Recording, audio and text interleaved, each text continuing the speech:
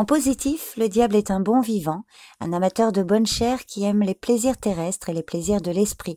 Il est d'une grande intelligence. Dans ses relations, c'est un ami solide et agréable. Il aime être le centre d'attention dans les rencontres, les repas, les fêtes. Ses amitiés ont quelque chose de brut et de fin à la fois. Quand on le connaît bien, on comprend que c'est une personne de confiance. Ses relations amoureuses sont très charnelles. Il rend ses partenaires dépendantes du plaisir physique qu'il leur procure. C'est un amant exceptionnel et attentif au plaisir de l'autre, qui comprend très bien la psychologie féminine. Le diable est un parent qui prépare très tôt ses enfants aux réalités de la vie.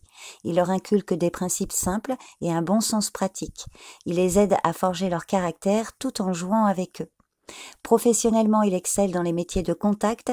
C'est quelqu'un de très efficace qui est fait pour diriger et pour prendre des responsabilités. Quand il vise la réussite, il l'obtient. Il gère son budget d'une main de fer. Il considère ses dépenses comme le signe de la réussite et comme le moyen de s'offrir des plaisirs. Sa santé est solide, il a une bonne vitalité et un bon équilibre physique et psychique.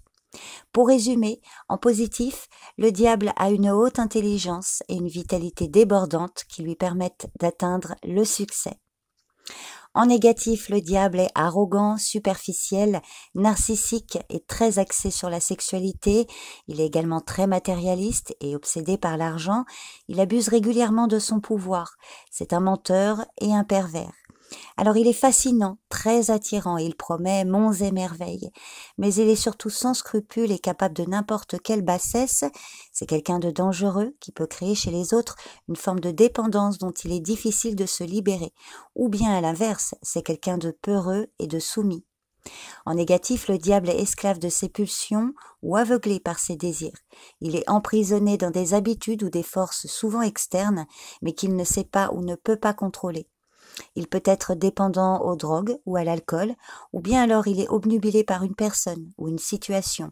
Dans tous les cas, cela lui prend tout son temps et son énergie et l'empêche de vivre. En amour, il veut dominer sa ou son partenaire, il use et abuse de son pouvoir de séduction dans le but d'additionner les conquêtes et il est infidèle. Envers ses enfants, il se montre trop autoritaire et risque de faire d'eux des êtres faibles ou révoltés. Dans le domaine professionnel, ses intentions ne sont pas très louables. Il faut éviter de collaborer avec une telle personne. De plus, son tempérament fougueux l'entraîne souvent dans des brouilles violentes. Il n'hésite pas à piétiner les autres pour monter ou utilise des moyens malhonnêtes. Ou bien au contraire, là aussi, il est peureux et soumis. Au niveau matériel et financier, c'est un escroc qui sait utiliser tous les moyens à sa disposition pour abuser ou voler les autres. Il est prétentieux et aime éveiller la jalousie en étalant sa richesse.